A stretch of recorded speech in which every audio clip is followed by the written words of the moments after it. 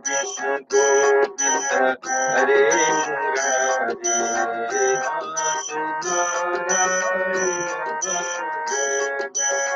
हरे कृष्ण गोविंद हरे मुरारी,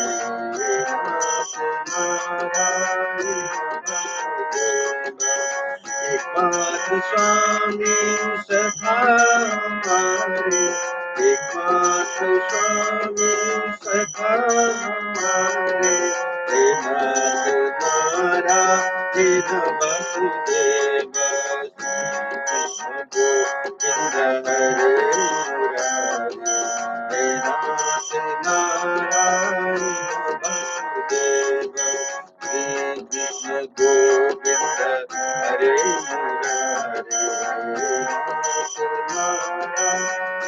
वसुदेव, श्री हरि शरणं प्रभु हरि शरणं,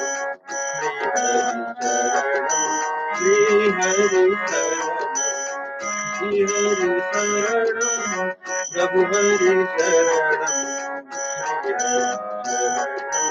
श्री हरि शरणं, श्री हरि शरणं प्रभु हरि शरणं, श्री हरि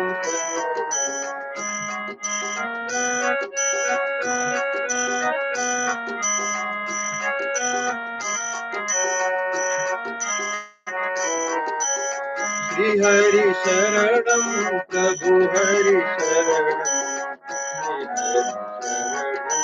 श्री हरि शरणं, श्री हरि शरणं प्रभु हरि शरणं, श्री हरि शरणं।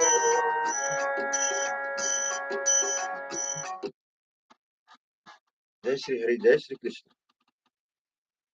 धन्यवाद यहाँहरू सबैलाई। वेलकम छ साथीहरू। म चाहिँ अब बिहानीको यो हरिवंश पुराण सुरु गर्दैछु। धैर्यपूर्वक 10 मिनट मलाई साथ दिइराख्नुहोला। त्यसपछि फेरि यहाँहरू समक्ष चिन्तनमा 6:30 बजेसम्म उपस्थित भइरहनेछु साथीहरू। धन्यवाद।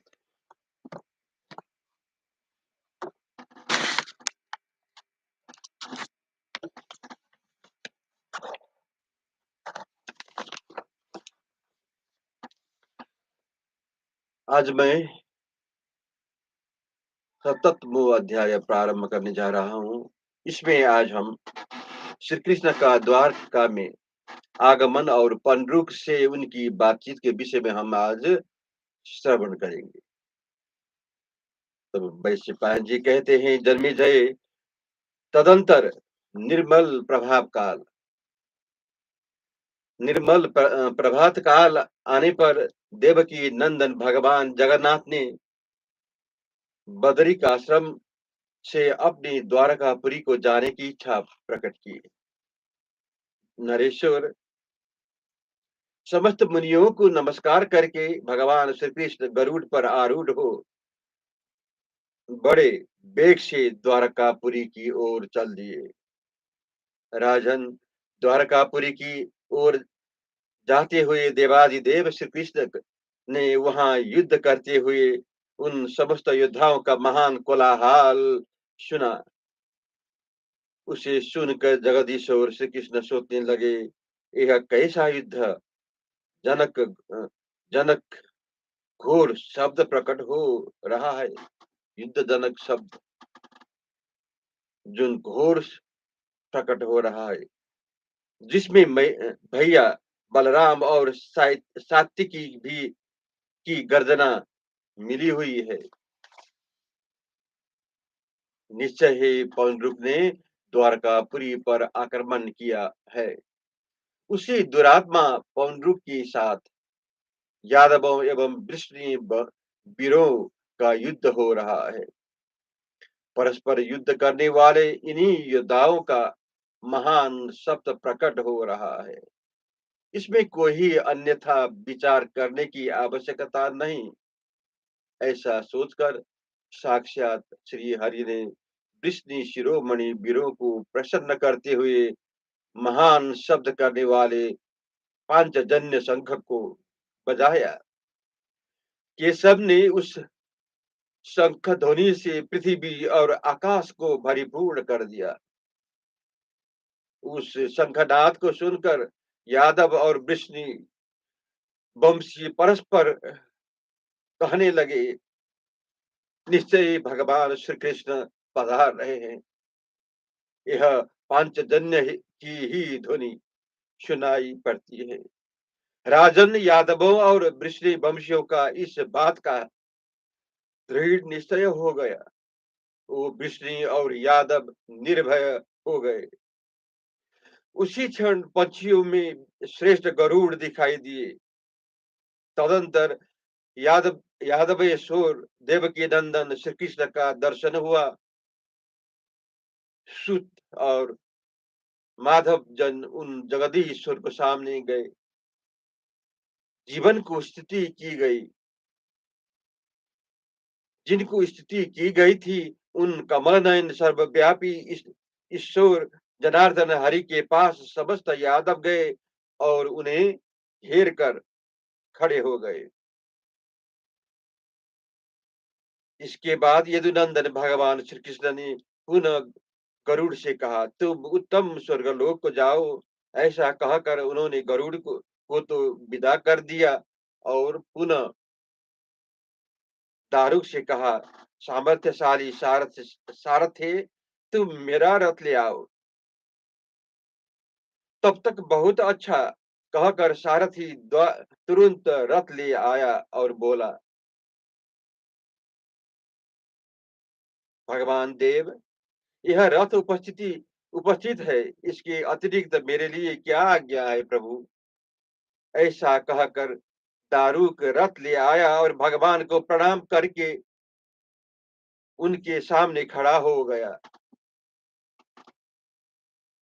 गरुड़ के चले जाने पर केशव श्री कृष्ण तुरंत रथ पर आरूढ़ हुए और जहां युद्ध हो रहा था वहां गए।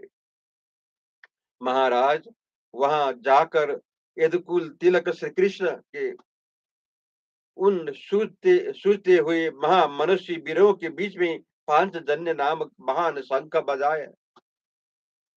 पौंड्रुक वासुदेव श्री कृष्ण को युद्ध के लिए उत्सुक देख सात्विकी को पीछे करके उन वसुदेव नंदन के समीप चला। राजन, यह देव क्रोध भरे हुए सात्विकी पौंड्रुक को रोका और कहा, राजन, तुम्हें यहाँ से नहीं जाना चाहिए।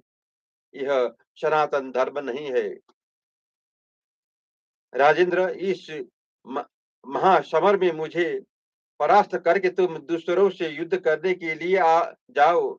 महावीर, तुम क्षत्रिय हो। जब तक मैं युद्ध के लिए उत्सुक हूँ तब तक तुम्हें अन्यत्र नहीं जाना चाहिए।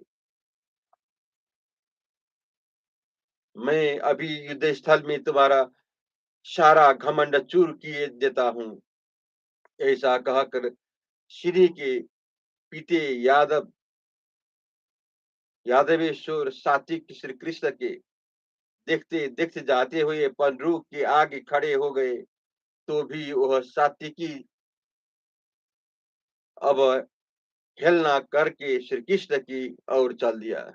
तब क्रोध से भरे हुए सात्विकी ने सहसा उसे डांट कर भगवान श्री कृष्ण के देखते देखते पुनः पंडरूक पर गधा से प्रहार किया। सत्य पराक्रमी सात्विकी ने पूरी सावधानी और शक्ति का उपयोग करके पंडरूक का गधा चलाई दी पंडरूक पर गधा चलाई दी थी। यह देखकर भगवान श्री कृष्ण ने सात्विकी को भूरी भूरी प्रशंसा की। तत्पश्चात वह जैसा चाहे वैसा ही करे, यह कहकर श्री कृष्ण ने सात्विकी को रोक दिया। श्री कृष्ण के रोकने पर सात्विकी यथा अवसर युद्ध से विरति हो गए। तदंतर राजा पंडुक ने भगवान श्री कृष्ण से कहा, ओ यादव, ओ गोपाल, इस समय तुम कहाँ चले गए थे।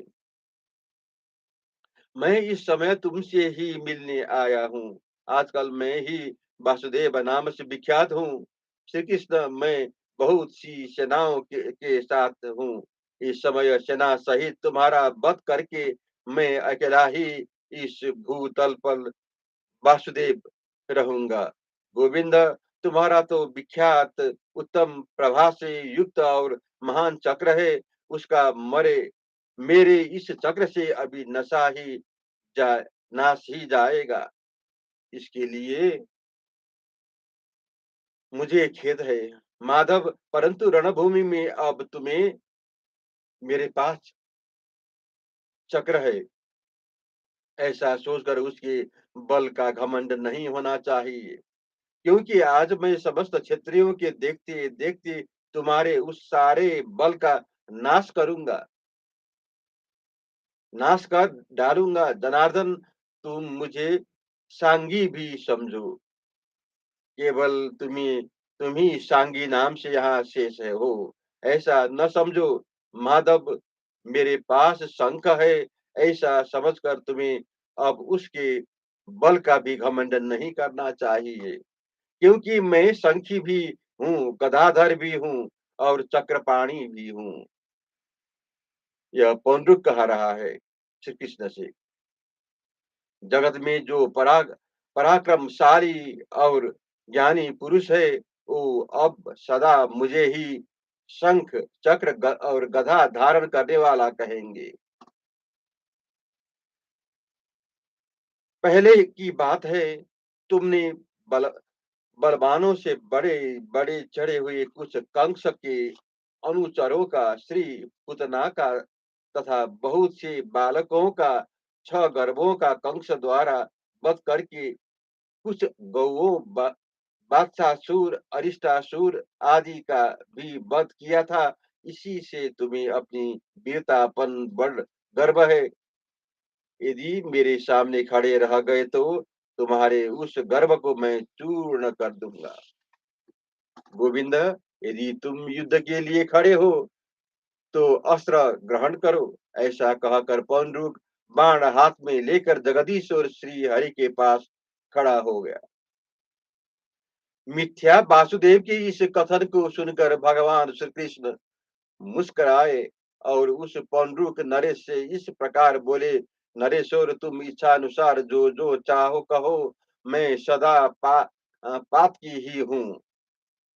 मैंने सर्वथा गोहत्या, बाल हत्या और स्त्री हत्या की है। राजन, तुम सदा चक्र, गधा और सारंग, धनुष धारण करने वाले बने रहो। प्रभु मेरा वासुदेव, यह मिथ्या नाम भी लिए रहो। सार सांगी, चक्री, गधी और शंखी आदि जो मेरे नाम है, उसका भी व्यर्थ भार लिए रहा हो। परंतु मैं तुमसे कुछ कहना चाहता हूँ, यदि ठीक समझो तो सुनो। प्रभु, मुझ जगदीश्वर के जीते जी ही बलवान क्षत्रिय तुम्हें वैसे मेरे जैसे नामों द्वारा पुकारते हैं। मेरा जो असुरों का अंत करने वाला अमोघ, अमघोर एवं महान चक्र है, तुम्हारा चक्र केवल गोलाई में उसकी सामना करता है, शक्ति से नहीं। तुम्हारे संपूर्ण आयुधों में भी मुझसे नाम मात्र की समता है, शक्ति नहीं है। जय श्री कृष्ण, जय श्री हरि।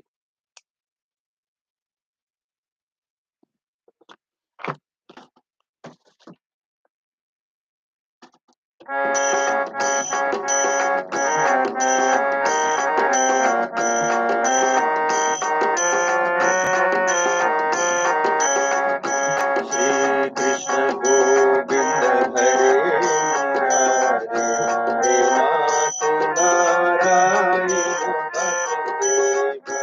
श्री कृष्ण गोविंद हरे मुरारे, हे नाथ नारायण वासुदेव। एकमात्र स्वामी सखा हमारे, एकमात्र स्वामी सखा हमारे, हे नाथ नारायण वासुदेव। श्री हरि शरणं प्रभु हरि शरणं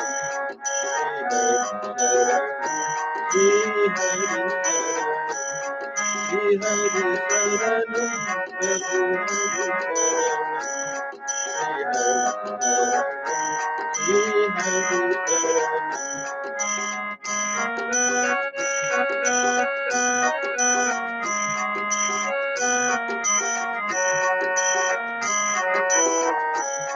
श्री हरि शरणं प्रभु हरि शरणं श्री हरि शरणं। जय श्री हरि, जय श्री कृष्ण।